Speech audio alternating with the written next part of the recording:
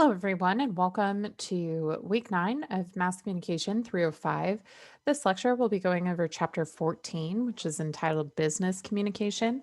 Now, business communication, as your textbook talks about it, could be any kind of communication. We're going to focus more specifically on a specific type of strategic communication called internal communication as we're talking.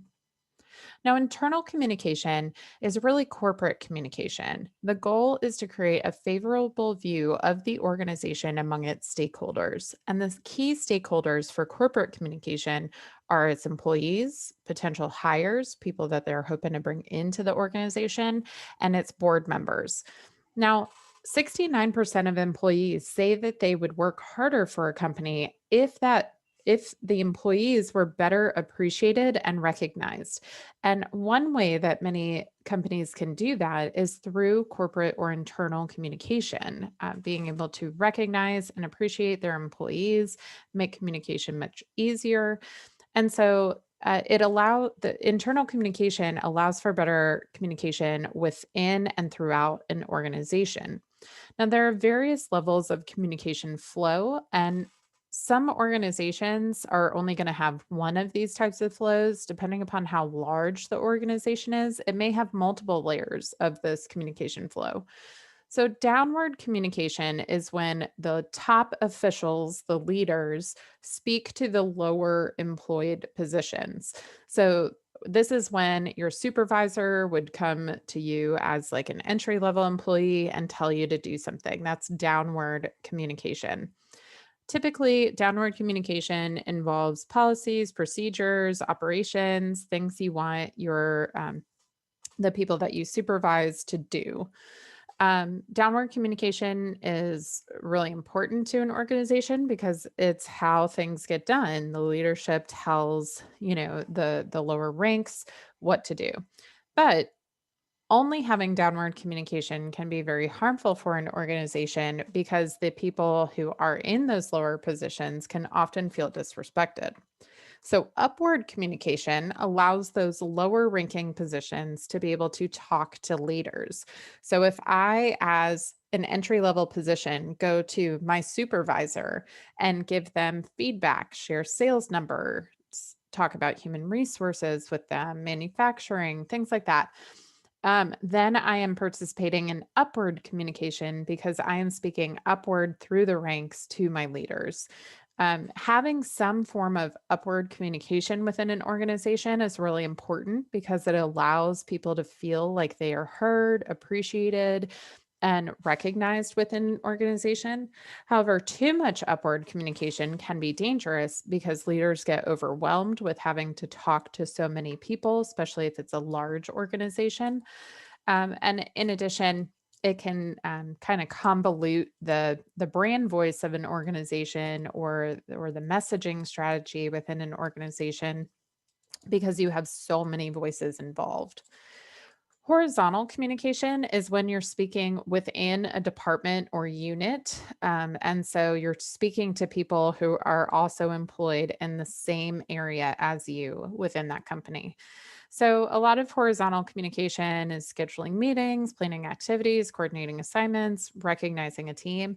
So, in the instance of our university's communication, our class communicating with each other would be an example of horizontal communication because we are all within the same unit. So, as we are planning activities and doing assignments together, we're participating in horizontal communication. Cross channel communication would be if our class started speaking with another class to schedule meetings, planning activities, doing assignments together, and really collaborating on various things. Um, so, downward communication would be me speaking to you as students. You speaking to me as an instructor would be upward communication. Our communication within our own class would be horizontal, and speaking from our class to other classes would be cross channel. So that's the communication flow structure of business communication. Why is that important? Well, it affects the culture of communication. If you're talking to your boss, you're probably going to speak a little differently than you would if you were talking to a fellow employee. And this greatly affects email culture overall. How formal is your organization? How often are you allowed or expected to email people? What are the tones of your emails? Do you need to take a very professional tone or is it a little more lax? Um, what types of information are expected to be shared through email? Now, obviously, email is one of the most used type of business communication because it's one of the easiest. You can send an email pretty quickly. It is pretty effective in its delivery, but oftentimes we email in a way that is not very professional. Even when you are emailing me, if you're not including, dear Mrs. Devers, hope you're doing well, and then outlining specifically what you need from me, um, giving me a call to action, something like that, and then using an email signature, it can be hard for me to interpret what you're asking of me. And so typically, when you're writing an email for a business interaction or a professional communication, you need to be pretty formal, especially on the first time. That involves, writing a greeting or an address line, such as "Dear Mrs. Devers," comma, so that you are giving that person respect. You're letting them know you know them by name. You're addressing them, so that formal address is really important, especially on the first time. Emails need to be short. So if you have a lot of information to share, you may want to consider whether email is even the right form of communication. It may just be better to go to that person in person and then share those details while you're sitting face to face. But if you have to do it through email, make sure you're using very concise language, use bullets, bold, italicize, or underline things that need emphasis to allow the reader to go through it a little more simply.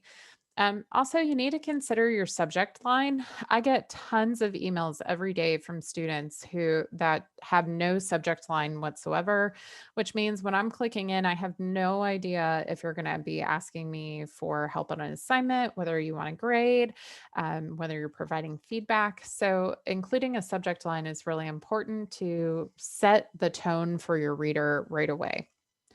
A lot of times, emails need to be written in inverted pyramid style, just like you would for a print news article. And this is because the key facts have to come first. If someone's only going to read the first two sentences of your email, you want to make sure they're the most important two sentences. Make sure you put a call to action at the end. Tell me what you need from me. If I'm your boss and you are needing to know, when the deadline is for a project, put it at the end, but bold it so that that person knows you're asking them something. They need to respond by a certain time for you to make a decision. Include a signature such as, your name, your title, how to contact you in every email. Your Outlook on your Montevallo account allows you to put an email signature in. I suggest you do that so that as you start applying for jobs or internships, that it's already in there. So make it professional. And overall, we just need to be more professional in the way that we communicate through email. I've heard many students say, I just email like I text, but that's really dangerous in the world of internal and business communication because texts are not emails, they're different modalities. Just like how you would write a letter is a little bit different than how you would write an email versus a fax versus a tweet. Uh, Text and email are very, very different, and email is a lot more formal. So make sure that you're very professional and formal, especially the first time that you're contacting someone through email. Now, before you send your email, make sure you checked the recipient. Make sure you proofread, double check your facts, dates, names, numbers, information so that nothing is wrong in your email. It's easy, especially if we're trying to get a quick answer, to put a typo in that changes the whole meaning of the sentence. In fact, I once accidentally called my supervisor a bad word because I had a typo in it and was actually, of course, not intending to say that, but it was a problem because I did not proofread my email before I sent it. Make sure you cut your email. You want these to be as brief as possible. Think about how, when you're reading email, how quickly you read, how you often skip over things. So try to get information in as little words and sentences as possible. Think about the tone of your email. If you get something in an email and you're mad about it, or maybe you're reacting to something right away, that's probably not the best time to write an email, because a lot of times, your anger, your frustration will come across in your tone. It's often better just to take a step back and wait to send something until you're a little more calm. And then, of course, think about timing. You don't want to be sending emails to your boss, at midnight and 1 o'clock and expecting an answer right away the next morning. Try to give enough lead time for someone to respond to your call to action, and also make sure it's an appropriate business setting. So, emails are really important in business communication. Another type of business communication that is often sent by internal communicators are memos. These are internal messages that are more formal than email. They should be things that you would be willing to post in very visible areas, and they're often filed and kept in records. So, you wouldn't want to send like personal information through a memo. These would be very business related activities. The main goal of a memo is to bring attention to a particular issue and work to resolve those issues. I will say that these are becoming less common than previously. In many areas, but if you're really wanting to get a large message across to every aspect of your business, sometimes memos can be good because you can post them publicly and allow people to read it on their own time. A letter is going to be very important, especially when you're hiring, when you're going in to be hired or get an internship. You're going to have to write a cover letter. So these are typically external messages. It would be really rare to write a letter to someone within your organization who you work with. A letter can be something that is emailed as an attachment, or you can print it and actually send it through snail mail. Um, they should be no more than 2 pages. And in fact, a cover letter needs to be only 1 page. So research and know the purpose of the letter before you send it. And if you're writing cover letters, make sure that you know um, about the job, the description. You should always address it to a person and not to whom it may concern. So make sure that you're doing those for letters. Another reason that you might write letters, especially in PR or advertising, is if you are trying to recruit new business. So letters are often used in that way as well within our field. Now, a proposal is also an external communication that is very typical in PR and advertising. It's persuading the reader to take your suggested course of action for business. So, a proposal is often sent to suggest, like, let's say I want to host a seminar from the American Heart Association at University of Montevallo to do some basic CPR training. Well, I need to write up a proposal that I'm going to send from the American Heart Association to the University of Montevallo's leadership so that they can decide whether or not they want to offer this as an event. So proposals need to be clear, concise, and you should be able to locate information very quickly. You can see from this image that I screen grabbed from the textbook that they have the background, which is kind of like the research, the objectives, procedures, qualifications, and summaries bolded so that someone who's reading this knows exactly what they're looking at. So there are specific formats for proposals. I'm not going to go into too much detail. If you're interested in PR, I suggest you take our PR writing course, which will go over in more detail about each of these types of communication. Now, an intranet in internal communication is something very important. It's an employee only website. So, this is something that you would need to have a username and password to access. It's not the public internet, it is an intranet because it is for employees only. Intranets are used in a lot of businesses to provide a one-stop information source. So, your company news, a directory, different resources, paperwork for HR, and even news stories are often things that you would put in an intranet. It usually includes content that read like news. So you can do stories, and this can be multimedia in format. I used to produce videos for UAB Medicine's intranet all the time. It was actually my main job to keep up with the internal intranet as their internal communications director. You may have ads on there. You may have polls that allow for like that upward communication from employees to leaders. And some people put comment sections within articles or content to allow, again, for that upward communication. But others don't because it can take away from brand voice. If you have an upset employee who's posting, within the intranet that they're upset, it can create some tension among all employees. So that's something you and your organization need to decide on. But if you're interested in going into PR or advertising for a particular client and working internally, you will likely be working with their intranet as well. Internal newsletters are also very common within internal communications. These can be digital, and those are called e newsletters because they're emailed. Um, you can place your entire newsletter on your intranet if you have one, or you can print them. So, my husband works at Children's of Alabama. He puts together their internal newsletter, and they do all three. They put them on their intranet, they send it in a company email, and then they print them and send them, I think it's once a month, to all the employees of Children's.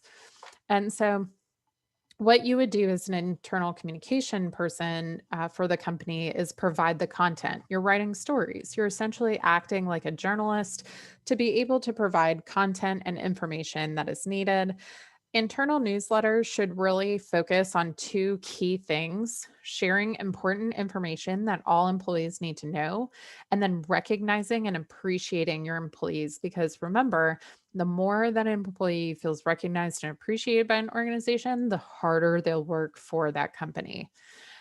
Some people include polls, feedback, and comments within their internal newsletters as well. It's very common now for a newsletter to ask for employee participation. So they may ask you to come up with story ideas if you're employed there, or maybe submit your photos for this thing that we're doing. And so having employee based content can be very important for internal communication as well.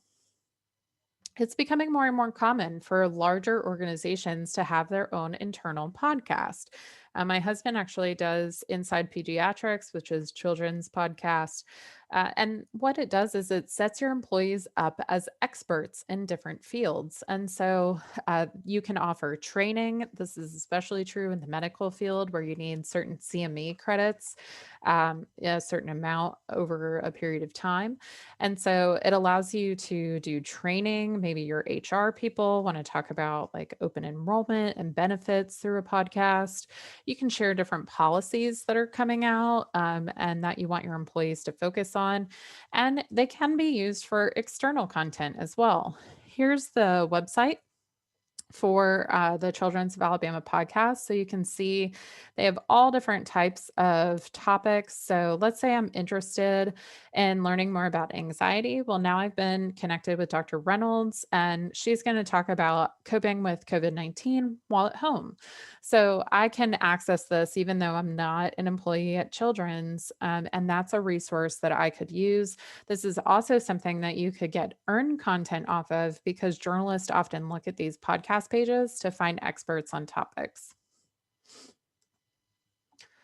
Some people use a social media platform that is specifically geared towards their employees. The only problem is that it will never really be private. You could create a private group in like Facebook or something, but you have no control over whether someone's going to take something shared in those pages and share it out to a larger body. So you have a lot less control in terms of your brand voice and your messaging.